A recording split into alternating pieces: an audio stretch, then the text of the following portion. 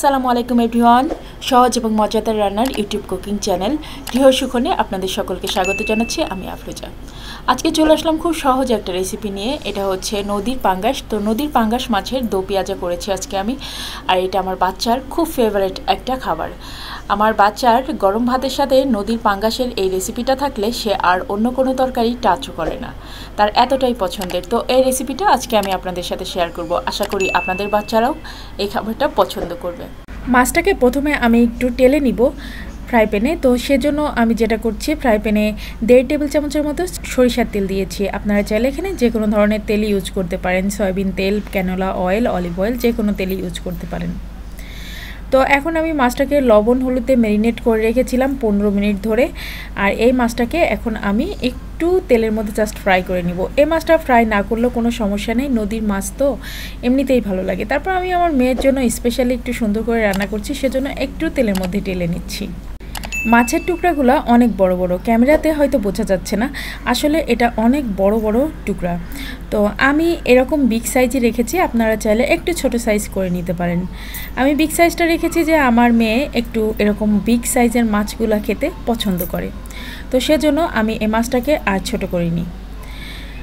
আর এখন আমি দেখতে পারবেন অল্প একটু জাস্ট টেলে নিব। এই যে কিছুক্ষণ আগে মাত্র দিয়েছি, জাস্ট এপাশ ওপাশ একটু টেলে নিচ্ছি। আপনারা এই মাছটাকে না ভাজলেও কোনো সমস্যা নেই, কারণ এটা নদীর মাছ, তো এটা চাষের মাছের মতো ওরকম আপনি পাবেন না। মানে চাষের মাছের যেমন একটা গন্ধ থাকে, সেই গন্ধটা এই মাছটাতে থাকে না।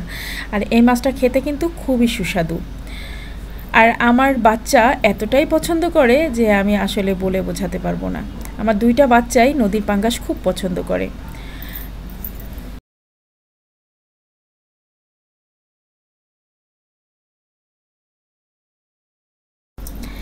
মাছটাকে আমার কিন্তু অলরেডি টেলে নেওয়া হয়ে গিয়েছে। আর এখন আমি মাছগুলোকে উঠিয়ে নিচ্ছি। দেখতে পাচ্ছেন একদম জাস্ট হালকাভাবে একটু টেলে নিয়েছি।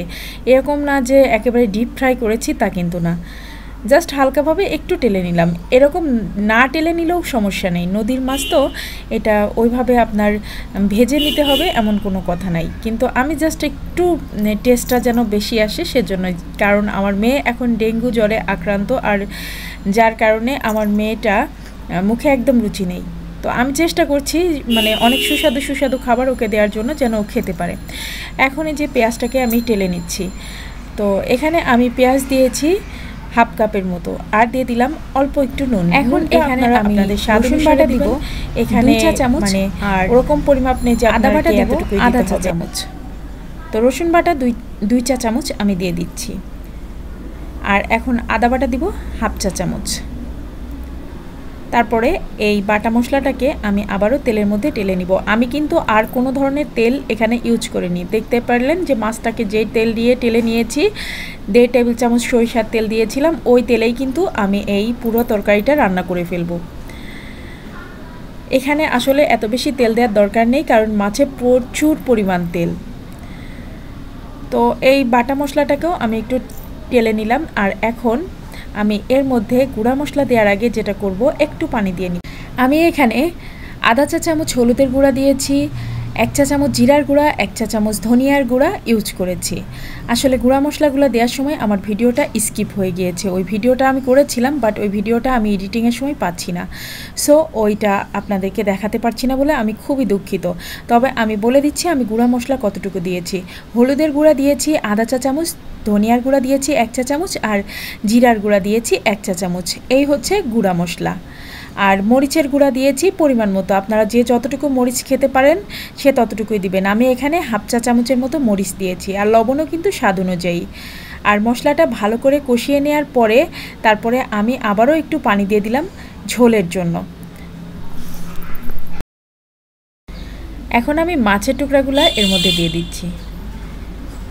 তো মাছের টুকরাগুলো দেওয়ার পরে আমি কিছুক্ষণ ঢাকনা দিয়ে ঢেকে রান্না করে নিব। এই তরকারিটা রান্না করতে খুব বেশি ঝামেলা নেই, আর খুব তাড়াতাড়ি রান্নাটা হয়ে যায়, আর খেতেও খুব মজা লাগে। গরম ভাতের সাথে আসলে আমার বাচ্চাদেরকে এরকম মাছের তরকারি দিলে ওরা আর অন্য কোনো তরকারি চায় না, অন্য কোনো তরকারি টাচও করে না। তো আমি এখন এই পর্যায়ে কয়েকটা কাঁচামরিচ দিয়ে দিচ্ছি জাস্ট ফ্লেভারের জন্য। তবে কাঁচামরিচগুলো কিন্তু আমি মুখ ফাটিয়ে বা কেটে দিইনি, জাস্ট আস্তে আস্তে কাঁচামরিচগুলো দিয়ে দিয়েছি। এর ঘ্রাণটা শুধু যাবে, এর মধ্যে থেকে ঝালটা কিন্তু বের হবে না, জাস্ট এর ফ্লেভারটা এই তরকারিটাতে অ্যাড হবে। তরকারিটা রান্না করার প্রায় শেষের দিকে, আর এখন এই পর্যায়ে আমি এখানে কিছুটা ধনেপাতা দিয়ে দিচ্ছি। ধনেপাতা দিলে টেস্টটা খুবই সুন্দর আসে, একটা অন্যরকম টেস্ট মানে আসে ধনেপাতা দেওয়ার কারণে। ধনেপাতাটা কোনোভাবেই স্কিপ করবেন না, ধনেপাতা দিলে সত্যি খুব মজার একটা টেস্ট আসে। আর যারা ধনেপাতা খেতে পছন্দ করে না তারা দিবেন না। আমার বাচ্চা আবার ধনেপাতার ঘ্রাণটা খুব পছন্দ করে, আর তাছাড়া আমার নিজেরও ধনেপাতার ঘ্রাণটা খুব ভালো লাগে। তো যাই হোক, আমার রান্না কিন্তু কমপ্লিট, আমি চুলা অফ করে দিয়েছি। এখন ঢাকনা দিয়ে ঢেকে রাখলাম। ধনেপাতা দেওয়ার পরে কিন্তু আর বেশিক্ষণ কুক করা যাবে না। আর এই তো ফাইনাল লুক। তো আজকের মতো আমি আমার ভিডিওটা শেষ করব। সবাই ভালো থাকবেন, সুস্থ থাকবেন, নিরাপদে থাকবেন। আমার বাচ্চাদের জন্য সবাই দোয়া করবেন। দেখা হবে, কথা হবে ইনশাআল্লাহ পরবর্তী ভিডিওতে। আল্লাহ হাফেজ।